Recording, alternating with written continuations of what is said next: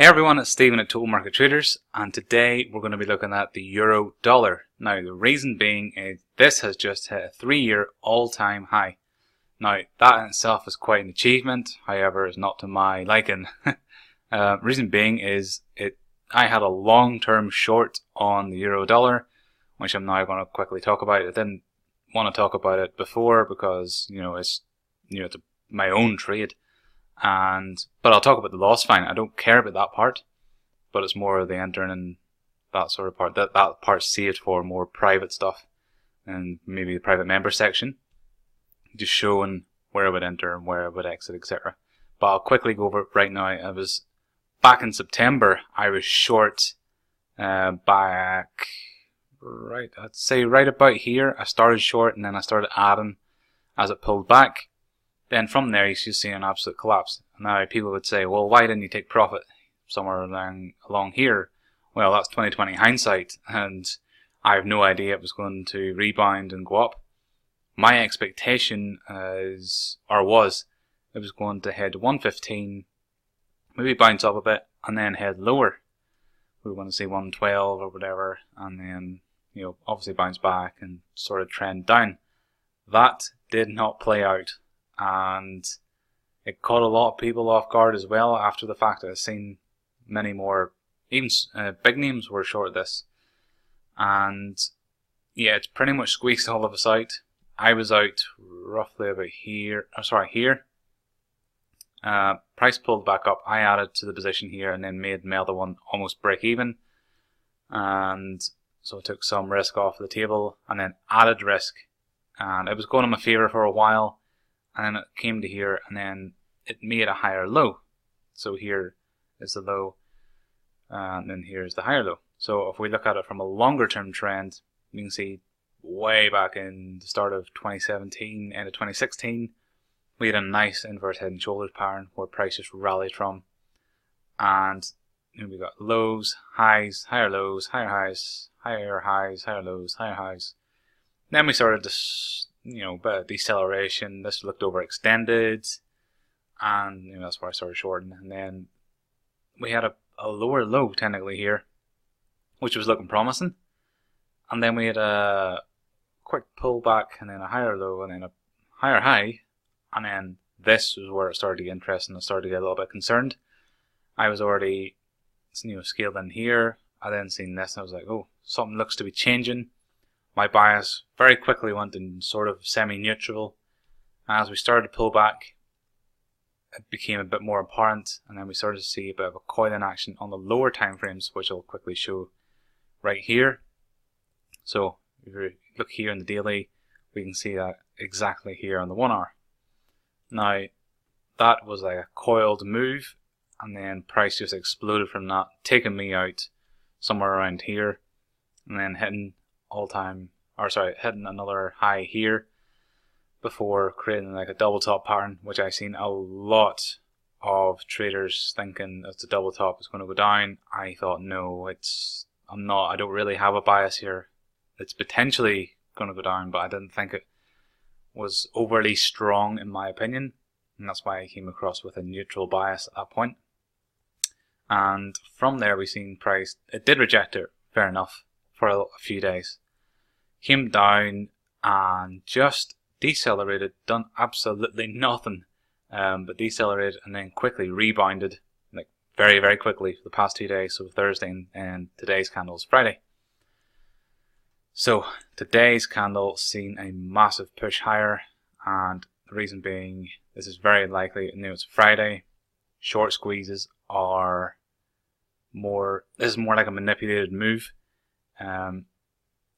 We see price action. Well, it's not really manipulated. It's where bigger sort of investment funds and whatever like to not have a risk over the weekend, and traders they like to be cash or just neutral in their positions if not hedged properly. Now what that usually does is causes short squeezes. You'll see this a lot in stocks, but you do see it in Forex every now and again, and this is a perfect example. It's coming up on a Friday, squeezing all the longer term shorts and the shorter term shorts who thought this was going to be a double top and then just going to squeeze or just fall all the way back down, making new lows, whatever. But That's why I didn't re-enter, and I've been patient. I wanted to see. This was absolutely crappy price action. Anyone who entered here was, it's a bit silly, and it's just caught everyone off guard. Whoever was long or whoever was short here has now been squeezed to infinity, and now they're all, well, if they had safe stops somewhere along here, they should have been out here. If they're not, then well, they're going to be in a lot of pain over the weekend on Monday. So it's just to be careful. Always make sure you have stops in place, and don't be afraid to change your bias. If you're full on bullish on something or bearish on something, if you happen to see something, whether it's and you see the fundamentals change like we have and we've been going over in the blog posts, along with the technicals, do not be afraid to change and go long. I stupidly didn't actually take advantage of this long. This one I did see. I was busy with cryptos and stocks so this one didn't really catch my attention. Well, it caught my attention, but I forgot to set alerts and whatever. So small little things like that. We all make mistakes. Just own up to them. Like, it's fine. If you happen to miss a trade, don't worry about it. If you're stubborn with your bias, if you're just full on bullish or full on bearish, again, that's a stupid thing to do. You're not really a trader. You have to adapt to what the market's telling you, whether that be through breadcrumbs on the fundamentals or the technicals aligning with fundamentals, etc., showing you what may happen next. So, as you remember, I'll quickly go over DXY. This is something that we have been covering since September of 2017. We were quite bullish along here. We got a lovely inverse head and shoulders pattern, broke above, looked really, really good. Pulled back, thought this was a nice, pull back and pull back to support, and we'd maybe see new highs and whatever, start to trend up. That's not what we've seen whatsoever. And it got a bit concerning once we seen this, and as we said, we were starting to change our bias slightly, and if things didn't start to pick up, we would have to change our bias pretty much completely. Now, what we did see was a drive from up, and it looked like, yeah, okay, maybe this is starting to change, and then it just sort of fumbled and done nothing, and then really sold off. And then this is where we had to just completely change our bias and go, right, things aren't going the way they should be going. Now is the time to remove our dollar bullishness and start to flip it. So we had a bit more of a bearish thesis. We've seen price come back up, rejected here, and it's just absolutely tumbled down. Now, this is something we're going to be going over, and Greg goes over in his posts more on the fundamental side as to why the dollar is starting to tumble over. And you can see pretty much from the technical side, I like about both. I look at what Greg writes, and then I sort of gather my thesis from that as well. And I look at this and go, right, well, the technicals are now opening the floodgates to potentially hit 87.5 within the next, month or so, probably February, if not March. We can see price break below here, come down, come back up, reject this area again, and then head down to 87.5, which sort of suggests that the bull market for the dollar is potentially for now over. And it's not really, it's one of those times where you sort of have to change your bias.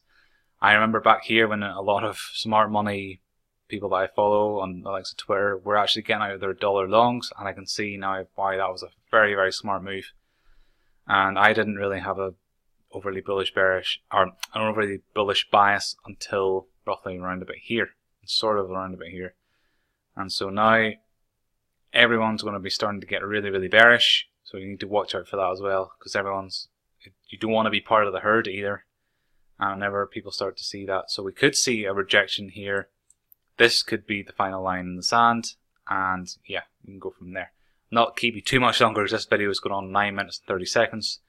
So hope we have a great weekend. Hope you see our thought processes through over the months, over the weeks, and if you've been following along on our blog posts, and you'll see where we've been looking for interest in whatever, and what currency pairs. We have a few select currency pairs which we're very keeping a very close eye on now. Some, we're focusing our attention on them more because they have better potential against the dollar and with the dollar. There's some that aren't so good, so we're going to avoid those ones. But go and see our blog post and you'll see which ones are, have the best opportunities for the upcoming markets. And yeah, have a great weekend everyone, and we'll see you in the next video. Thanks.